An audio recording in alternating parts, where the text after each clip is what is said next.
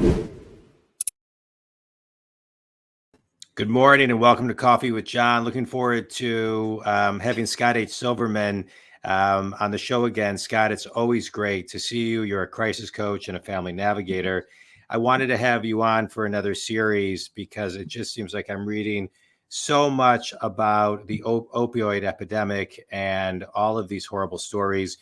Your book, The Opioid Epidemic, What You Don't Know Will Destroy Your Family and Your Life, is available on Amazon.com. I appreciate you taking time to have coffee with me this week. We talked about a couple things that we could talk about. And one of the key things that you mentioned, which is a lot in the news right now, is counterfeit medication overdose. Can you kind of talk about what that is and how to really educate our children on it as well and what that really means? Yeah. But just to clarify one thing, John, coffee in the morning with you, since I'm on the West Coast, is almost like having warm milk at night. Right. I'm resetting my fireplace. Okay. Yeah. All right. Keep on going. So, with families today, what's happening is we're seeing this thing. It's called accidental overdoses. And years ago, when I heard the term accidental overdose, that to me is like somebody's just taken way too much in and they're not paying attention and no one around them cares and they end up overdosing. Yeah. What we're seeing today with the counterfeit overdosing are young people who are actually getting medication labeled like Xanax is one of the big ones. But in that Xanax, somebody has input fentanyl. And fentanyl. They're getting this from who? That's what I want to know. Their cohorts, their friends, their colleagues. Right. So somebody says, "Oh, I got this." It's not from a reputable pharmacist. It's not from a reputable drugstore. They're getting it from someone who got it from someone who got it from someone, right. And they just don't know. Well, or they actually took the Xanax out of their parents' medicine cabinet, if you will, and they mixed it with fentanyl. And then they passed it out to their friends, or they bought it from somebody who actually, if you will, kind of butchered the medication itself, or they got a capsule making machine and they made it with fentanyl, knowing the whole time there was no Xanax in there. But people know that Xanax is an acceptable, one of the most prescribed medications in the country. So it's one of those kind of like vitamin C of the you'll feel better if you take this world. So that's what's really the problem. And Xanax is just one of them. Just recently, 4 young people overdosed with cocaine that was cut with fentanyl. And there were 8 of them there, 4 of them died. And, the lab's still working on it, but that's for their assumption that fentanyl was in the cocaine. And fentanyl's in everything today. People are putting it in vaping pipes, marijuana, and crack, and cocaine, and heroin. So you really have to be careful what you're putting in your body, not because we don't want you to get high, and I don't want to encourage that, but people party. But what I'm saying is, if you're taking poison and you knew it was poison, would you take it?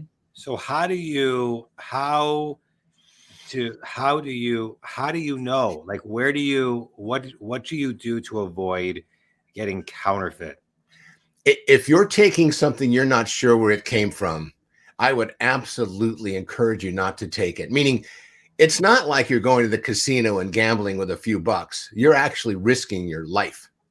It's one of the dialogues that are going on nationally right now and kind of on the down low is getting fentanyl test strips out into the community so people can actually test it. We have a quick story. We have a guy here in San Diego many months ago, methamphetamine active user, public about his addiction.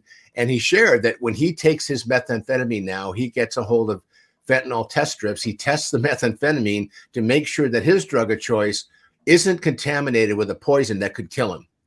So I'm not suggesting people do that, but what I'm saying is we need to provide these tools, just like we provide injection sites, just like we promote harm reduction. We need to find ways for kids to test their medication because we know they're going to take it, but let's make it as safe as we possibly can. And for those that are saying, well, that's just enabling, I completely disagree. It's a safety valve. It's like a filter. It's like going to the woods and putting a pill in water before you drink it to make sure you're not going to get contaminated water, get sick, and maybe die.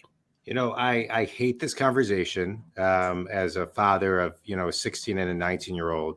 I can't even comprehend I can comprehend, but it doesn't even make any sense. But I know we need to be talking about it and having the conversation. And that's why I wanted you on. You are a crisis coach. You are in recovery, I think 35 years. 37. 37. Congratulations. You're a family Two navigator. years have gone by since you and I have known each other, and it feels like 2 months, but it might be like a week and a half. Right. I'm going to be 50 this year. So, wow. I don't even remember what that was like. But I appreciate the conversation, right? It's raising our consciousness on something that we don't like to talk about, but we have to talk about. And I want to punch up the conversation piece, John, because I think it's important that parents have these conversations and kids talk to their siblings about it. Because whatever an 18-year-old is going to do, if they've got a 16-year-old and a 15-year-old younger brother and sister, they're going to want to do what their older sibling does. So this conversation really needs to be had at the dinner table and on a regular basis, just like we're talking about the weather, because those 300 deaths a day behind opioids in our country right now, they're not going down, they're going up. You text me a lot of stuff, you email me a lot of stuff. I'm always talking to my kids. My wife and I are talking to our kids about it. I'm texting them stuff that you send me, recapping what it is to make knowing they may or may not watch it. Right. So I am grateful for your education. As a crisis coach, family navigator, Scott, tell everybody exactly what you do and how they can connect with you if they need your services. Well, just think of me as a family navigator. If you've got an issue going on, or you have someone in your life that you love and care about, and you don't know what to do or how to help them, or if they're suffering from some high level behavioral health issues, or they're just not themselves right now for a day or two or three, and it's not the common flu or it's not COVID, but it's, you have an idea of what it might be, call me 619-993-2738, 619-993-2738.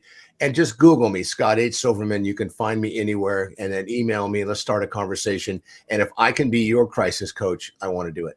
I appreciate it, Scott. Thank you for your time. Think community. If you or know anybody who could use Scott's services, please share this video and others that can be found on my website and additional ones this week that Scott will be joining us for coffee. Scott, always good to see you. We'll see you again.